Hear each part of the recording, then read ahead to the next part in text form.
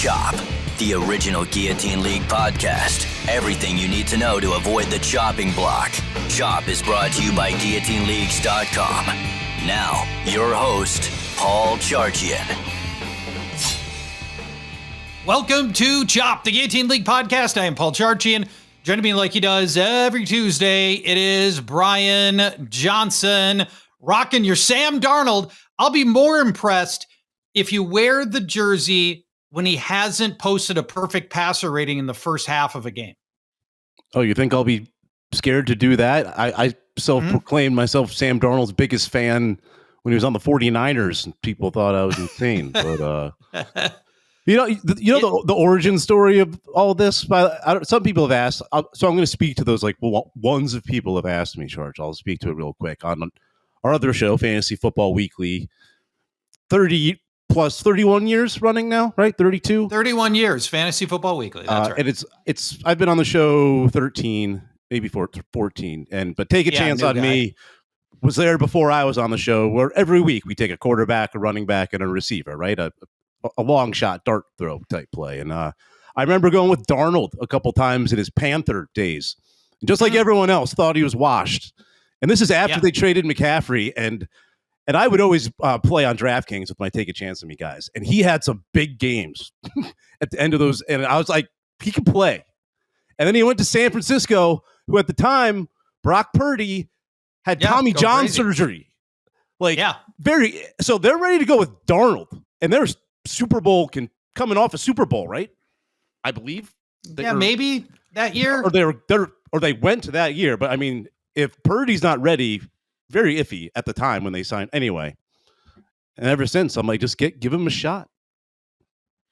And Kevin O'Connell deserves zero credit. I just want to put that on record. Oh, stop! Zero. Come on, he deserves zero credit. You had me until then. No, Why would you say Kevin O'Connell deserves no credit for turning around one of the biggest busts in history and bringing him to the cusp of the comeback player of the year? Kyle Shanahan did that, and Darnold came to Minnesota ready to wreck up. I mean, Kevin O'Connell just been glomming onto quarterback since Kirk Cousins. Everyone's like, oh, Darnold folded in the clutch last year. Remember the Vikings against the Giants post Sam Darnold?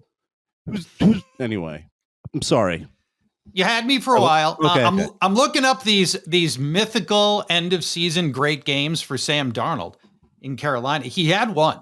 It was the year is 2023. January 1st, Carolina facing Tampa. He throws for 341 yards and 3 touchdowns in that game. That would be a huge DraftKings hit right there. Check his rushing. No, he was running for touchdowns too. So make sure you're looking at his rushing numbers as well. But I don't have the rushing numbers right here, but yeah, you might be right about that. I remember things very well. But anyway, I've derailed. Sam Darnold. It only took me 10 seconds to derail. Yeah. But you brought it up. All Sam Darnold all the time. I did bait you with the jersey, but it's a good looking jersey. Yeah, you did bait me. He's throwback. Rashad, now he gets to throw to Rashid Shaheed, one of my favorites, a Fantasy Football Weekly favorite for me and Scott Fish and Cooter Doodle. This is this just adds another weapon. Now it's a rental. He's going to be a free agent at the end of this year, but the Seahawks think they got something, and I do too. They've got one of the best run defenses in the NFL. They've got a two-headed rushing attack that can be good. I'm a Walker guy more than I'm a Charbonnet guy. But now these 4 receivers, and what Rashid does is he'll take the lid off the top, right? So you got him running deep patterns. Then you've got Cooper Kupp, Torrey Horton running intermediary routes. This thing's gonna be a lot of fun for Seattle the rest of the way. I like this move. I think they gave up a 4th and a 6th. Is that right for Shaheed?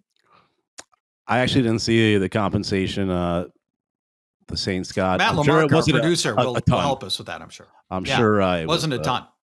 Yeah, I like. You like Shaheed here.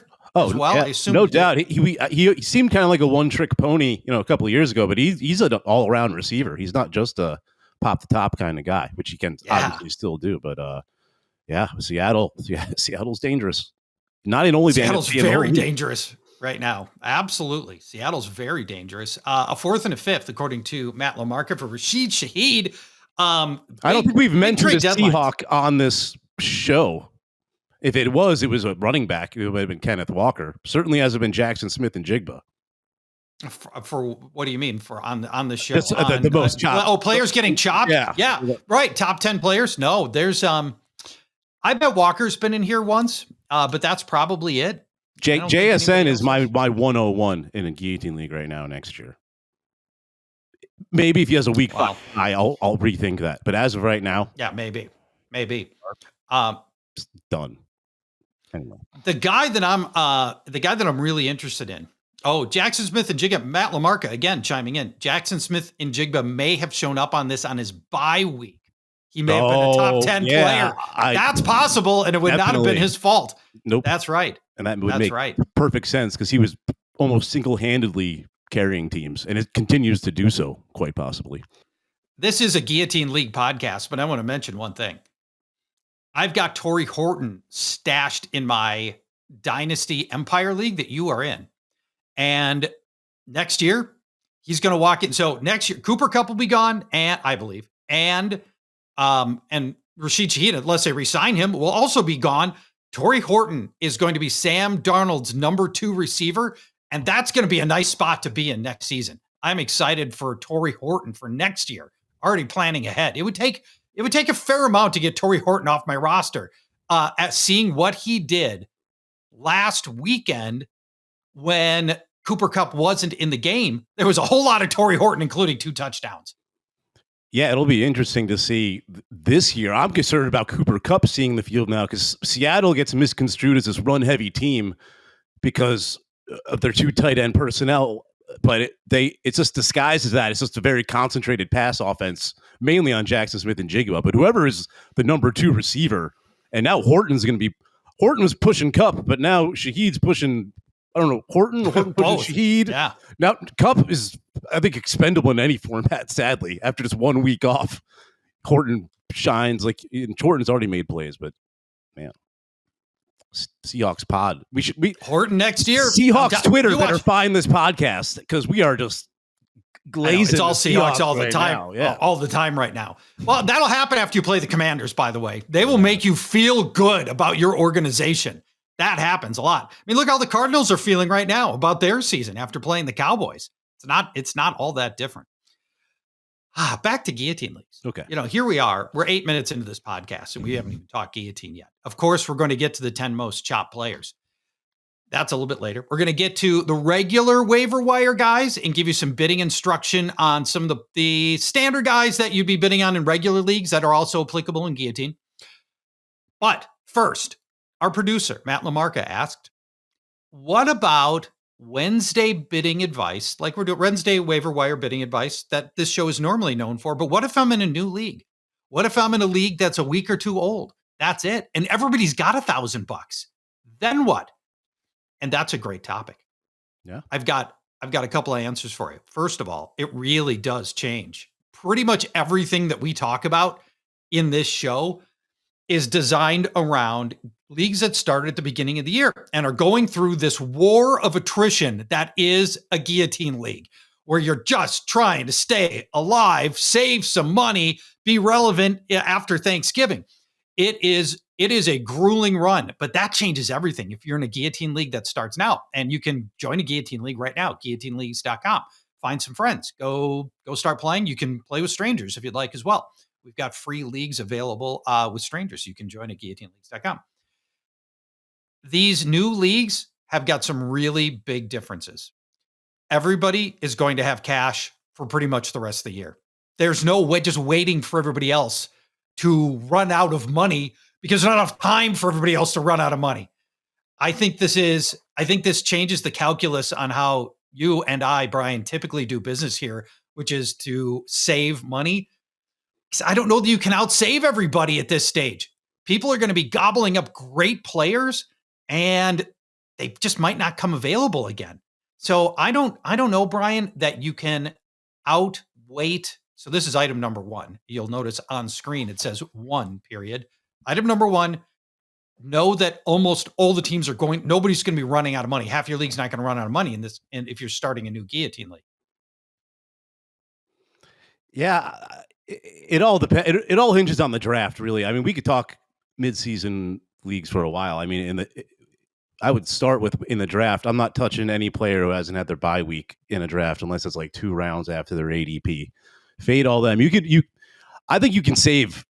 You know me, Charch. I'm still saying save in a brand new 9-team Guillotine League, which what it would be right now to play through week 17. That's half of an 18-team league. So I'm high level spending half of what I would spend right now in an 18-team league. In week 1 of an 18, what's half of 0? 0. I'm spending 0, but man, you got to win these in the draft right now. Like Kyle Monungai, make sure he's getting drafted. Like I don't know if he's going to be drafted universally. Like players like that, and do not be drafting like CeeDee Lamb. He's on bye this week, 3rd round maybe. I would take probably not still in a 9-team league, more like 4th round. But I don't know. To me, I think people just ramp up the spending. I think you just spend almost like twice as much as you would in week 1 of an 18-team league. That's how I see it. No, I agree. You're going to have to spend about double what we would normally recommend and probably what we'd be recommending today. But I say go be aggressive now. There's just, it's all different. When there's 18 teams left, you got a 5% chance of getting chopped. With 9 teams left, now you're down to more than double that chance of getting chopped. Sitting at 12% chance of getting chopped just on odds. So I think you go get more, be aggressive now. Yeah, I don't think you gain very much waiting to spend $300 on a player that you really like now when he's still going to cost about $300 because everybody's going to have money left after Thanksgiving anyway.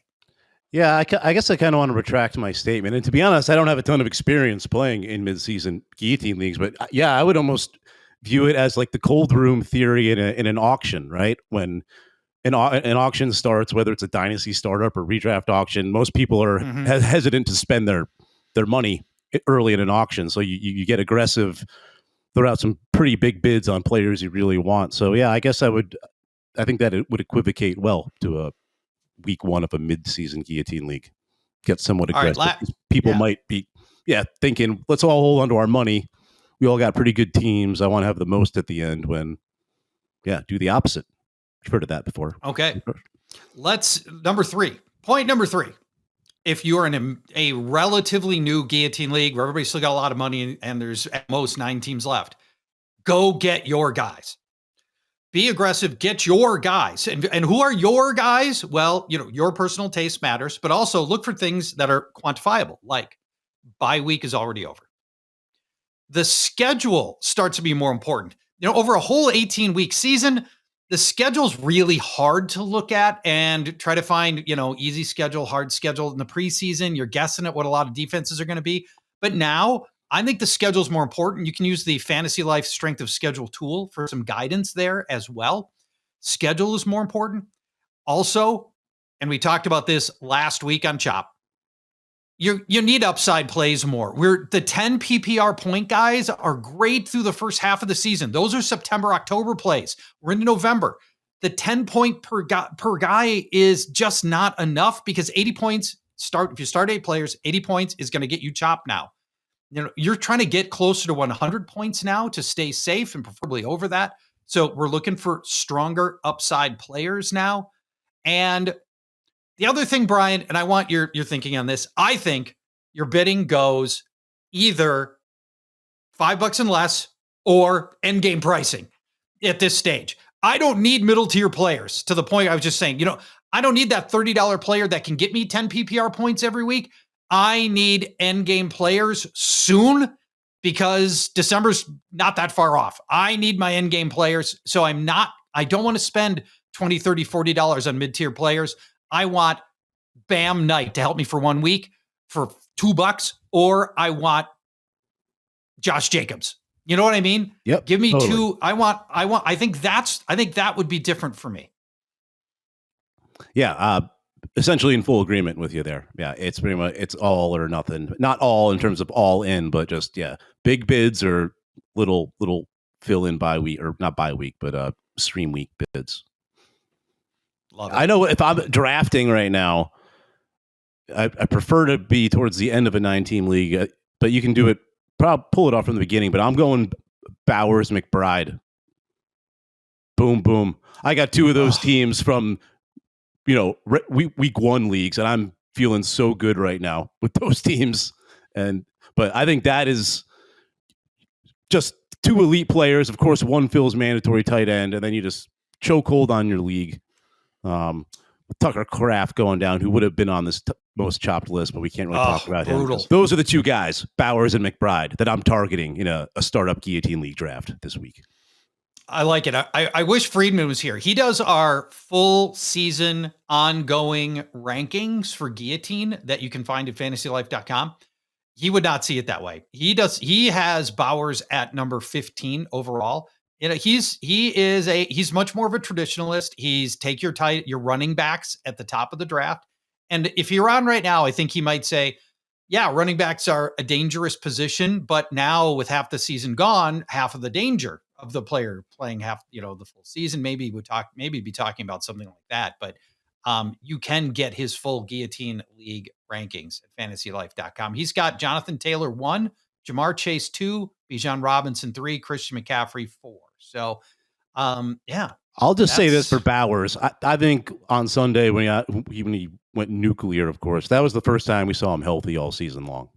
Yeah, what a great game. He got hurt in week 1, scoring a touchdown, I believe. Or it was at least like a big play, first down, and he hurt his knee. But anyway. Yep. And, Friedman and I can revisit that. Not even, he's not even a part of this. No, debate. He'll be here Thursday. He'll be here Thursday. I doubt it'll come up, but you never know. We should ask him, like, Bowers in the first round? I know he's 15, but just to get him, ensure you get him. But anyway. All right, let's get into our top 10 most chopped players. Let us. Before we do that, let me mention this. We don't know everybody that got chopped in your league. We can't talk about every player that could possibly get chopped. So we do like to talk about end game playing levels, like guys, what you should be bidding on end game players. I think we're still in the 200s, right, Brian? We've mostly been in the 200s all year, but now those are winning bids because people have gotten poorer. Most of your league is sitting at under $500. Yeah, the high end game prices have come down a little bit.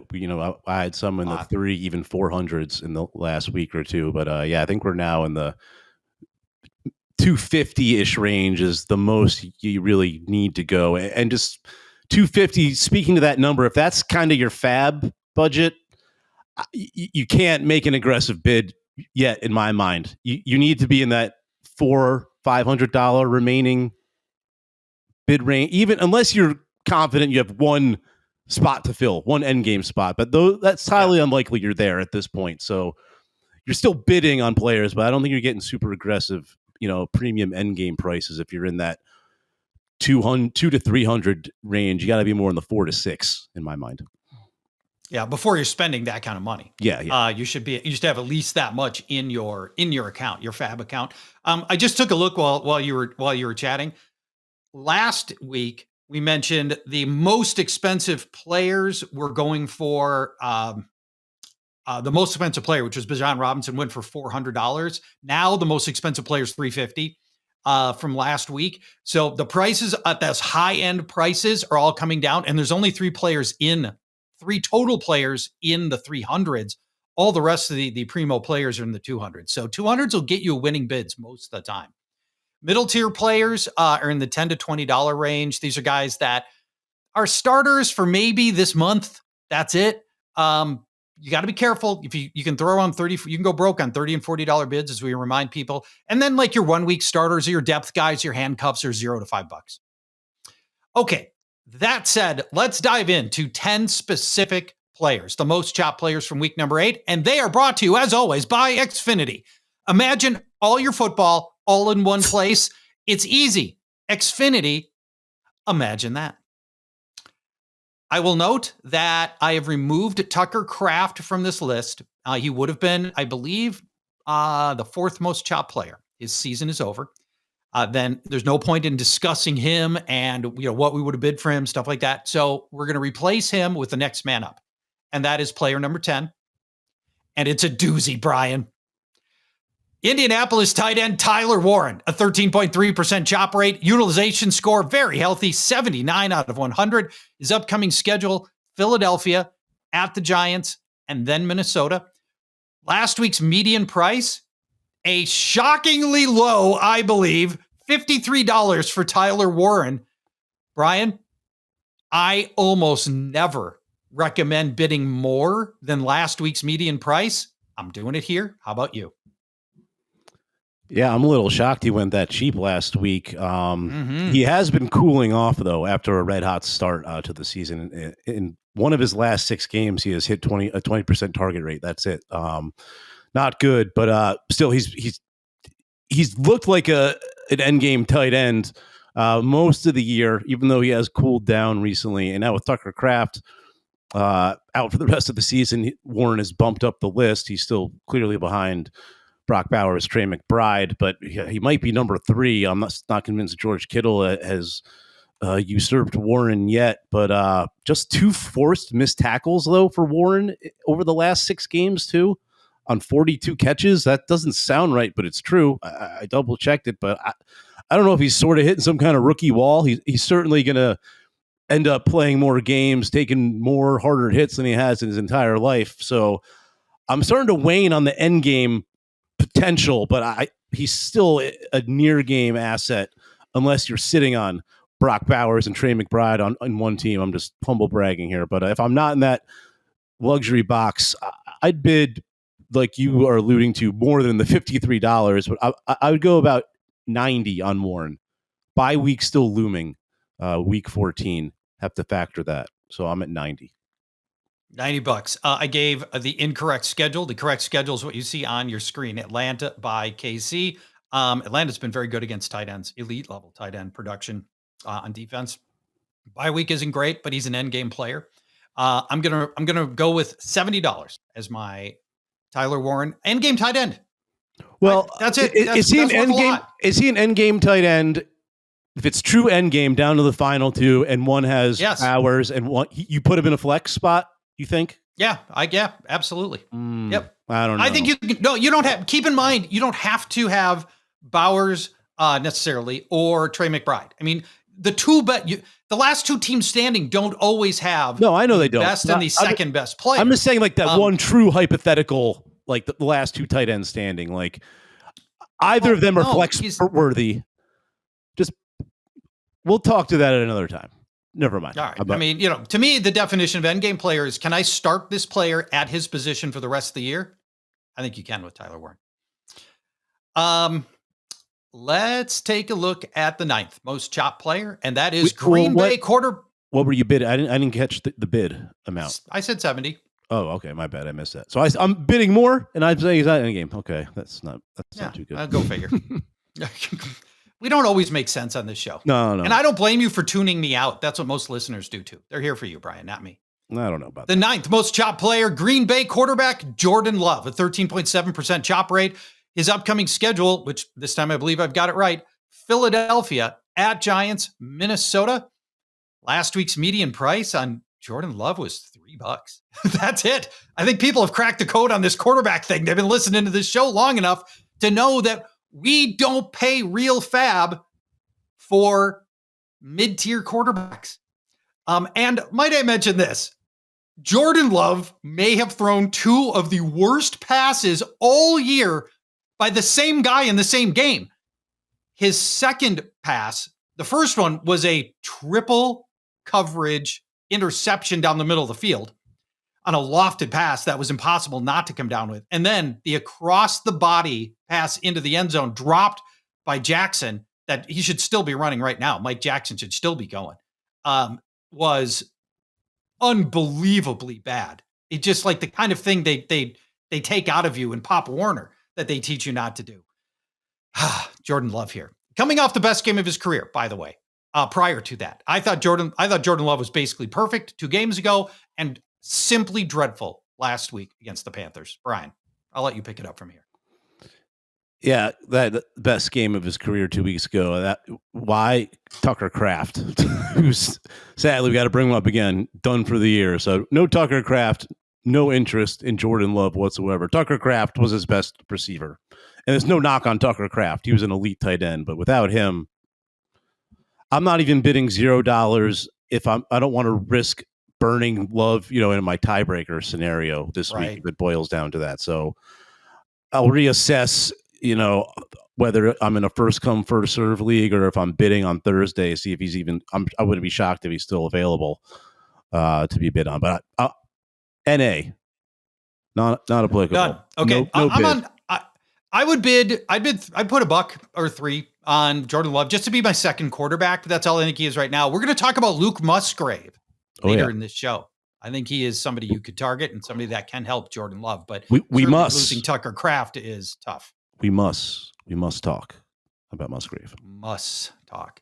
The 8th most chopped player, Chargers running back Kamani Vidal, a 13.8% chop rate. His utilization score since Omarion Hampton's injury has been a 64 out of 100. The upcoming schedule, Pittsburgh at Jacksonville, then a bye week. Last week's median price was $22 on Kamani Vidal. Losing Joe Alt, just a killer for this. Really, the whole offense gets affected by that quite a bit. That is a major bummer because Joe Alt was great. He'd been in and out of the lineup all year, and now this. What do you think on Vidal? Yeah, brutal for the Chargers all around. I'm shocked he was only $22 last week. I bid on him. I bid like in the 60s. No, I know he's not going to be an end game player, but Omarion Hampton is going to. I thought it last week, and it's pretty much been affirmed that he will sit through the bye week for the Chargers. So Vidal, is it Vidal or Vidal? Didn't we do a whole? It's Vidal. I say it wrong. Okay, I've been saying it did wrong the whole since Del his rookie guy year. bit. We did the whole Del guy bit one week, and yes, we did. We can't let that all go for naught. But yeah, huge game 2 weeks ago. I was like, man, he's going to be a dunk start the next month. Going into the week 12 bye. We got 2 more games, but total dud. Jarrett Patterson, 9 carries for 44 yards, clearly outshined Vidal last week. So, you mentioned the loss at with Alt. They also lost Rashawn Slater, I believe, their other tackle. Just awful things happening in LA. We're not sure what his workload is going to be this week. And against Pittsburgh, just shut down Jonathan Taylor. It'll be high. He'll get the start, but I think the leash is going to be short. Again, 12 carries for 30 yards for Vidal. Patterson had 9 for 44. And by the way, neither caught a pass. I don't know if you need to throw to running backs on the Chargers. Well, now, with Keenan Allen, Ladd McConkey, or Rondé Gadsden, like those guys are right. Target hogs. But anyway, I guess I'll bid on him if I'm desperate for a running back for the next 2 games. I'll bid $10 on Vidal. That's it though. And I'm going to need a running back. Like I'm in desperation mode because that was that was a total bedwetting last week. You have to be scared to play him in a Guillotine League. I think Vidal, assuming you're going to start him in these 2 weeks before the bye against Pittsburgh and Jacksonville, that's worth probably $20 for me. Now, after the bye, Hampton probably comes back, but remember, Najee Harris had worked himself into a near timeshare with Hampton back in week 2. We don't know for sure that Vidal automatically sees the bench forever. At that point, maybe he's still a factor in this offense, but also at that point, you shouldn't be starting backup running backs in a Guillotine League format anyway. So I'll go $15 on Kamani Vidal.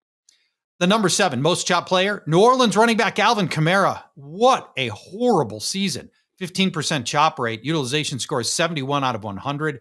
Upcoming schedules at Carolina, then a bye, then Atlanta. Don't like the schedule here. Last week's median price is $26. Do you want to hear some futility stats on Alvin Kamara? Well, yeah, I was going to say, as of right now, this exact moment of the recording, there's 22 minutes in the trade deadline. So let's just kill some time here for 22 minutes to see if Kamara gets traded, because that's going to change. He says he'll retire before he'll accept a trade. I mean, why? That's a commitment to your team right there. Yeah, right. Go have fun someplace else. And for that matter, as Matt LaMarca points out in our chat, who even wants him, right? So 4 straight declining yardage games for Alvin Kamara, down to 19 combo yards last week. It was 16 rushing, 3 receiving. Over the last month, Kamara's averaging 2.9 yards per carry. He hasn't scored since opening week. He hasn't topped 70 rushing yards since opening week. Devin Neal at some point has to get carries, right? I mean, don't they have to see if anything else can work? Yeah, and the trade of Shaheed doesn't really help Kamara. Maybe it does. Maybe it opens, but yeah, I don't know. Total lost season for the Saints. They're going to develop Shuck, who looked okay. I mean, the real convo here is you drop Alvin Kamara if you still have him on your team, which I think you do. I think he's a clear drop. So it's clearly I'm not bidding on him. Yeah, unless he does get traded to the Chiefs in the next 21 minutes. But yeah, I don't think it's going to happen at this. I don't either. Pacheco's coming back next week. I don't think it's going to happen either. But yeah, so I'm not bidding. We're both at $0 for Alvin Kamara. We don't want him. I don't want to use the roster spot on him. Nope, don't want to burn my tiebreaker. Here's a guy you do want to use a roster spot on, and it's a biggie. How about the highest scoring player in Guillotine Leagues? The 6th most chopped player, Indianapolis running back Jonathan Taylor, 16% chop rate. Utilization score, 89 out of 100. Schedule's pretty interesting, and it throws a little bit of a hitch into this. Atlanta and then bye. Atlanta's been a very good defense. Obviously, the bye is undefeated. Nobody's ever scored during the bye. Last week's median price, $305 on Jonathan Taylor. Obviously an end game player. What are you doing with this one? Yeah, you kind of depicted perfectly how to react to Taylor. Like, you were very excited to see him on the list, but then you have to pump the brakes a little and look at Atlanta. It's still a tough matchup on paper. The bye week, brutal matchup for anybody. And then going to Kansas City out of the bye, arguably the best defense against running backs in the league this year. So you can't pay what Taylor will be worth at the end game phase. You have to come in less than $300, that's for sure. But I'm not paying the premium end game prices for Taylor because he's got his bye week, and just the matchup that precedes it and the one that comes after, not great. So I'm at 200 on Taylor, and that's it right now. If I don't win him, that's okay. I think good chance we see him coming out of the bye week at the very least. Yeah, I should have spent more time on at Kansas City. Kansas City's run defense, which started the season kind of has turned really good.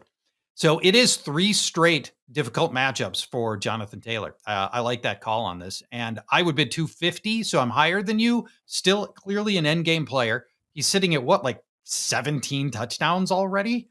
I don't know. That's pretty compelling for Jonathan Taylor, who's looked fantastic. And, neither of us would be surprised to see Jonathan Taylor score twice against Atlanta, twice against Kansas City. We'd be like, well, yep, that's just another week. It's 14 touchdowns so far. Just another week for Jonathan Taylor. And that is possible here too. All right, let's take a break. We're halfway through our 10 most chopped players. If you call yourself a sports fan, you've got to have Xfinity. All the games, all in one place, 5 different ways. You get Sports Zone, every pro football game and over 1,000 college games, highlights, alerts, all in one place. Multi-view, view up to 4 stadiums at one time. The Xfinity Fan View with live scores, odds, and stats all in one place and personalized to you. You get Xfinity Enhanced 4K. Simply stunning. You bought a 4K TV. How about actually giving it 4K content? There's a voice remote where you just pick up the remote, you say football, or in Brian's case, you say, what are Sam Darnold's MVP odds? Imagine all your football, all in one place, easy with Xfinity. Learn more at Xfinity.com. Restrictions apply. New residential customers only. Taxes and fees extra and subject to change. Don't put a quarter in this Sam Darnold machine, especially when it comes to MVP. I can go on and on. We can talk. Where do you know? You don't have to tell people if you place the bet. Do you recall what his preseason MVP odds? I bet he was sitting at somewhere around 40 to 1. He was 65 to 1 when they opened. You can actually go to my Twitter account at BTXJ. I have it all summarized in a nice screenshot. But 65 to 1, slowly went to 70, then to 90, or no, even 100 before the season even started. And the Seattle got off to a good start, got up to 125 to 1 by mid-September, and I hit it all the way. Good for you. So I'm at an average of over 90 to 1 right now On Oh man, I'm sitting pretty. And right now he's going off the board at I think 14-1 was the most recent I've seen. DraftKings has him at 20-1, but they usually have like the best odds, like, you know what I mean, the longest odds you can find for the most part. But those are long in my mind. 20-1. He was 14-1 on Monday night, going into the third quarter, and he was perfect. Then he threw that mid-game. He threw that interception, which was bad. He went from 14-1 to 20-1 just after that interception, only because he's Sam Darnold, right? He gets scrutinized harder than anyone. Which sucks, but I think it makes him stronger. But okay, I can't believe he's shifting his lines after on a pass by pass basis for MVP. They are. That's ridiculous. They are like, is this real? It is real, boys and girls. Sam Darnold is in the convo, and he ain't going anywhere for MVP. The fifth most chop player, Philadelphia running back Saquon Barkley, a 16.3% chop rate. His utilization score is 83 out of 100. The upcoming schedule at Green Bay, Detroit, and at Dallas. Last week's median price on Saquon Barkley, $150. Brian, it's his sixth appearance on this list. Now, granted, this time it's due to a bye. It's not performance related, but nevertheless, 6 times he's been on this list. Oh, good heavens. This is the offensive player of the year last year. We've talked about him many, many times. We've talked about the problems he's been having. He's coming off a very good game. So knowing he went for 150 last week, what would you put on Saquon Barkley now that his bye is in the rearview mirror this week? Would you actually go above the 150? Well, here's the thing. We can't forget, like, even if they had a game last week, we don't know if Barkley would have played because he had that monster game against the Giants in week 8, but he pulled up lame in the third quarter. Well, with Tank Bigsby the rest of the way looked amazing. Tank Bigsby comes in, but yeah, so we don't really know where Barkley is at right now. Like, there's a chance he doesn't play this week.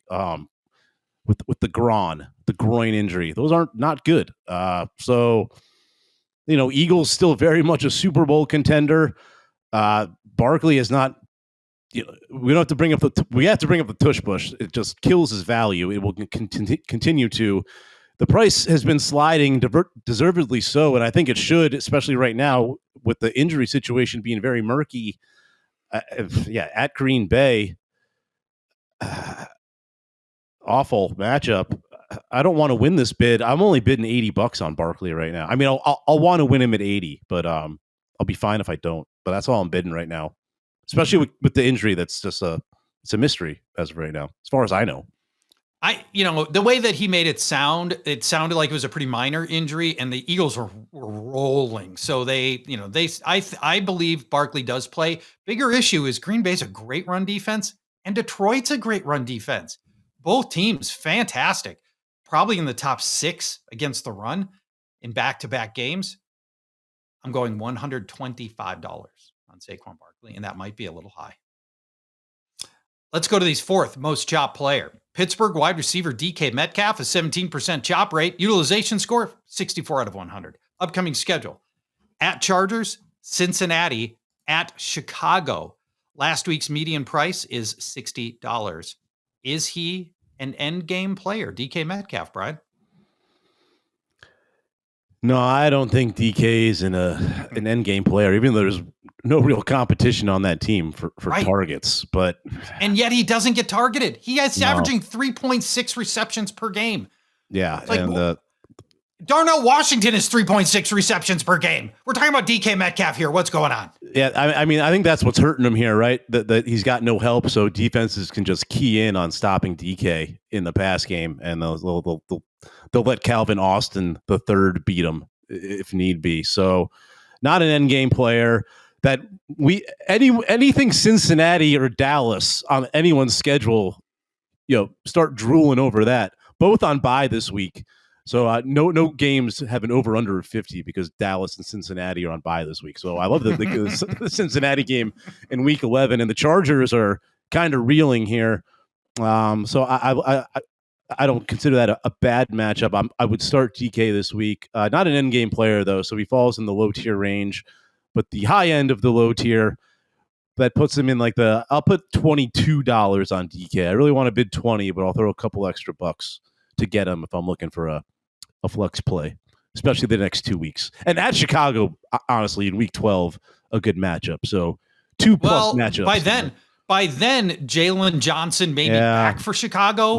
Kyler Gordon he's their slot cornerback, but he may be back too. So the Bears defense should be starting to round into health at that point, maybe.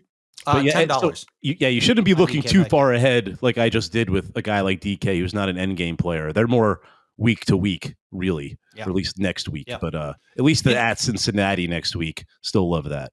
So I'm bidding on this. This is what I love about Guillotine Leagues. DK Metcalf was somebody at the beginning of the season, which is every week starter. But Guillotine Leagues morph and change, and the strategies change, and the value of players change. And now here we are, early November. We're like, $10. I'll just leave him on my bench. DK Metcalf, spot starter, once or twice the rest of the year. That's part of the beauty of Guillotine Leagues right there. The third most chopped player, Detroit running back Jahmyr Gibbs, an 18.6% chop rate, utilization score 80 out of 100. Upcoming schedule is at Washington, at Philadelphia, then the Giants. Last week's median price, a whopping $326 on Jahmyr Gibbs, Brian. Clearly an endgame player coming off a stunning dud against the Vikings. Nobody saw this coming. In his 2 games against the Vikings last year, he had rolled up 350 yards and 6 touchdowns. And then he got utterly and totally stymied on Sunday, and it's a rare opportunity to bid on an endgame player.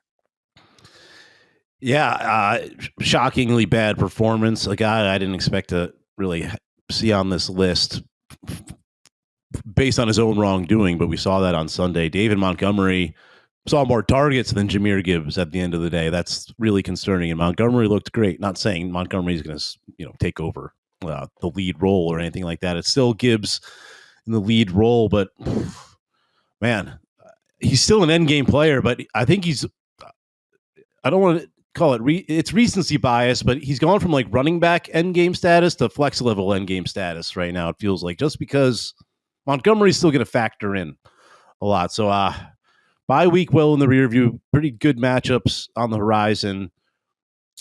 I'm not coming in at the 330-ish that he was going for last week. You got to come in lower than that. And then I'm not going high-end endgame prices either. I don't put him at that level because of Monty, but I'm at 225 on Gibbs. I'm not pushing that 250 high-end level I alluded to earlier. I'm at 275 on Gibbs. Montgomery's always been a factor, but not Gibbs is 1A, is the one. He is the alpha. He catches more than Montgomery. He's better than Montgomery. He gets first opportunities. He gets goal line carries just like Montgomery does. It's Gibbs to me. He's an awesome player. Now, we've seen the overall effectiveness of the Lions defense getting slightly worse over the last month. Like game by game, a little bit worse in some tangible ways. And you wonder if John Morton, the new offensive coordinator, is starting to show his hand a little bit. Our defense is starting to catch up to him a little bit. That to me is really interesting, and we'll continue to monitor that. But I'm still very interested in Jahmyr Gibbs, 275 for me. 2 players left to go in our top 10 most chopped players. Number 2, Chicago wide receiver Rome Odunze, coming off a 0 catch game, a 19.4% chop rate, utilization score is 69 out of 100, but much lower in the last month.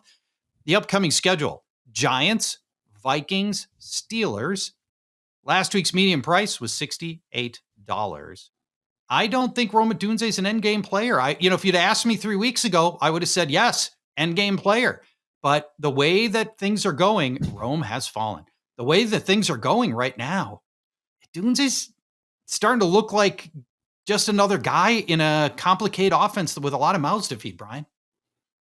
Yeah, and I don't know, for better or worse, probably for worse, he's got the angry father on Twitter just ranting and raving about catchable target. Like he's not happy, and I'm sure Rome's not either. And fantasy managers aren't happy because Rome looked like, you had landed an end game player in round 5 of a Guillotine League, but yeah, he doesn't look like one now. Not only was he out targeted by DJ Moore, Olamide Zaccheaus, 8 targets.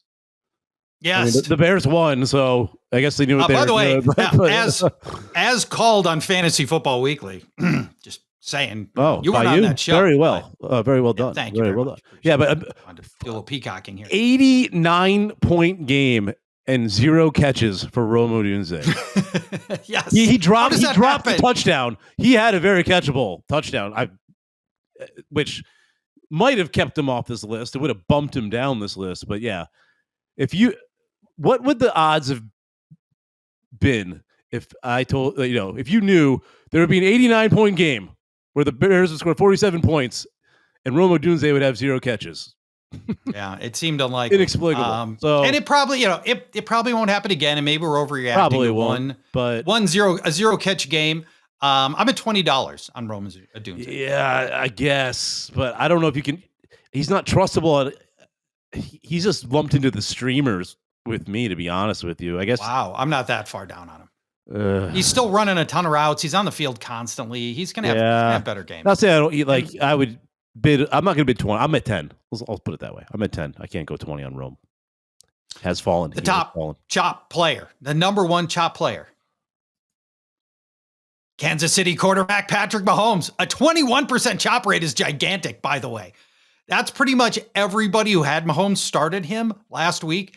His upcoming schedule, bye week this week, and then at Denver. You're not going to feel great starting him against Denver. That is a top 3 pass defense, maybe the best. And Patrick Surtain may be back for that game in 2 weeks, Brian.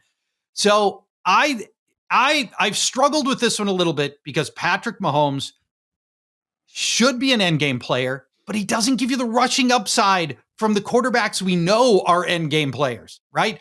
Josh Allen, Jalen Hurts. This is, he does find his way into the end zone. He's got 4 rushing touchdowns, but it's not the same. He doesn't have 50, 60, 70, 80 rushing yard upside like other quarterbacks have. So let me start the conversation with you here on Patrick Mahomes. Is he an end game player? Because I struggled with that exact thought for quite a while. Looking at end of schedule, I mean, they got Denver in week 17. Don't love that either. So you're not starting him that game, that week, when you're down to the final 2 teams. There's certainly going to be a better quarterback, unless, Surtain, we don't think that far ahead, but no, he's not. I mean, the return of Rashee Rice has brought him into that conversation, certainly. But like you said, the rushing, it's not really ever designed for Mahomes. He can find his way into these kind of fluky, per se, rushing performances. But the bye and then at Denver with, the potential return of Surtain. Mm-hmm. And, that Denver matchup in week 17, so it's not even like you're banking. And then, at Tennessee in week 16, I don't like that because Tennessee's not going to score. So I'm not liking Mahomes from an end game player perspective, just looking at those. So I'm not bidding on him.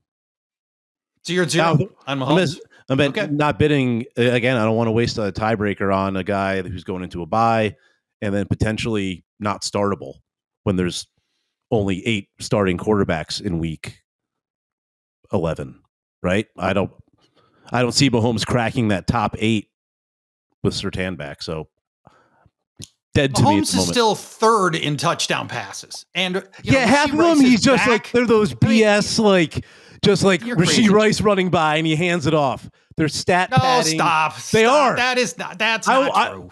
That's not true. I'm gonna look at Matt LaMarca knows what I'm talking. Like those they're not real passes. They go in the books as a pass.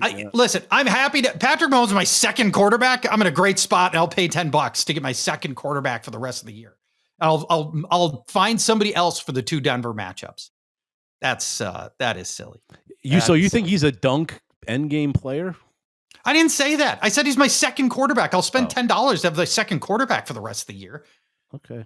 I think you're crazy. All right. Let's go to our regular players, Brian. All right. These are the standard players you would be picking up in a traditional league's waiver wire system that can still help you here in Guillotine as well. And these players are generally cheap. Regular guy bidding brought to you by Pristine Auction. Something for every fan. First-time users, register with the code FL20. That's like Fantasy Life 20. Get $20 in credits added to your account. If you've already registered with Pristine Auctions, use the code FANTASYLIFE when you win an item, and we'll give you $25 off at checkout. I was on the Pristine Auction website looking for Jaden Daniels memorabilia because our ongoing theme here on Tuesdays with Pristine Auction is I find somebody whose season has ended or just ended and is a little memorial. We look up things that we are interested in that player. Daniels dislocated his elbow. Could be season ender. We don't know for sure. Especially if the Commanders are sitting at 4 wins in mid-December, why do you bring him back? They shouldn't at that point. There is a ton of Jaden Daniels merch, cards, memorabilia at Pristine Auction. Brian, let me show you these 3 eye-popping cards, and I want you to tell me what you think of these. Now, there are some people who are going to look at these 3 cards, and if you're not watching on our YouTube channel, we encourage you to do that. These, for some people, will be scratch your eyeballs out like glaring cards. Other people will be like, oh, that's the coolest thing ever. Believe it or not, I got the one on the left. You do? I'm not big into cards, but I was recently in South Carolina where legalized, sports betting is not legalized there. So I got my fix at the card shop. So I was told to chase some, rookies in that Prism series. So, but I got that. So I'm not gonna bid on that one. I think the one in the middle is pretty dope. I don't know the finesse on the right. I'm not feeling that so much. I like the one in the middle. I'm going to bid on that. I'm just looking up at some Sam Darnold stuff on Pristine Auctions right now. I see. No, I'm shocked. I see a game, an assigned game ball. That's. I don't want to bring attention to this because I want to win these bids. But yeah, lots of good, sweet stuff to check out. Pristine Auctions. This is a segment that we call "What You Bidding," Brian. I'll give you some players. I would like you to tell me what you're bidding on for these regular players, beginning with Devin Singletary. What are you bidding on the post-Scatabo Giants using Devin Singletary as their lead back? I thought it'd be Tyrone Tracy. I thought Singletary would have a short yardage role primarily, but Singletary looked good. I'm watching the game going, whoa, that looks like fresh legs right there. What do you think about Devin Singletary? What you bidding? Yeah, Singletary did look better than Tracy. You could sort of make the argument the Giants were sort of getting blown out at that point, but still Singletary made the most of his touches. Tracy did not. So there is a chance he takes the lead back role for the Giants. And we kind of always said that even if Tracy remains the starter, the Singletary could be the goal line back. So he would be. He's got value in the coming weeks. I'm not going to bid a ton, but I will place a bid. I'd put a $1 on Singletary just to beat out the $0 bid. But I don't think you need to go more than $1 to get him. I'd basically get him as a handcuff to Tracy and see which one has more value after this week. Tyrone Tracy has 0 touches inside the 5 all year. And granted, he missed some games injured. He has 2 touches in the red zone. All year. Singletary is going to be the guy there. I'm willing to go a little higher. I'll go $5 on Devin. Well, who the guy really is? It's Jackson Dart. Well, yeah, right. That's a guy I want. You're right. I'll take. He's got to lead the team in rushing touchdowns outside of Scatabo. He might even have more than Scatabo. I don't even know, but yeah, he's got at least 3 or 4 already. I want to hit you with one more guy that is available in over half of Guillotine Leagues. Brian Robinson, the San Francisco running back. Brian, what you bidding on a guy who is in position to be a league winner if anything happens to the time bomb that is Christian McCaffrey? 29 years old. He's got more carries than any runner in the NFL. He has more receptions than any runner in the NFL. And if you feel like, and obviously Christian McCaffrey, notorious for his soft tissue injuries, right? Brian Robinson looked great last week. He was breaking tackles, ripping off big plays. And I'm like, we should probably talk about him. So what you bidding on Brian Robinson? Do you have a CMC voodoo doll on your desk in there? You're like kind of almost wishing. I don't want bad things. I don't know. I don't want bad things to happen to anybody. We don't wish for injuries on this show. No. The last few weeks, though, it's like I have. It's like he has a time bomb. He's God. Don't even talk about it. He's doing fine. But yeah, I think he has like 40 more touches than the next running back in the NFL. It's insane. McCaffrey does. So yeah, if you roster McCaffrey, no brainer, get Robinson on your roster. But there's value. there's still, an expendable roster spot or two for everyone. So yeah, even if you don't need Robinson as a handcuff, he's worth having just in the event that something does happen to CMC. So I bid, let's say $3 on B-Rob. $5 on Brian Robinson as a potential league winner for you. Two more players left. They're both tight ends. I want to go with Colston Loveland first. And again, I hate being the wet blanket. Why do I always have to be the wet blanket? His big game last week came against a Cincinnati defense that is on pace to be the worst tight end defense in any database I can find access to. They already have 12 tight end touchdowns allowed. That was more than any team gave up all of last year. Any team, all of last year, Bengals are sitting on 12 touchdowns to tight ends already. That was last week's game with Colston Loveland. And also, Cole Kmet got knocked out early with concussion. And Luther Burden, who also steals slots looks, didn't clear the concussion protocol going into last week's game either. So it was wide open sailing for Colston Loveland, and he took advantage of it on the game winner, including a horrible, inexcusable broken tackle by the Bengals. So bad. Colston Loveland, what do you think here? And is it just a one-time thing? What you bidding, Brian? Yeah, I'm glad you brought that missed tackle, which, he sprung for a 70-yard touchdown, which really padded Loveland's stats. 99.9% of the players in the NFL make that tackle. I forget who missed it, but he was a Bengal, like you said. But I'm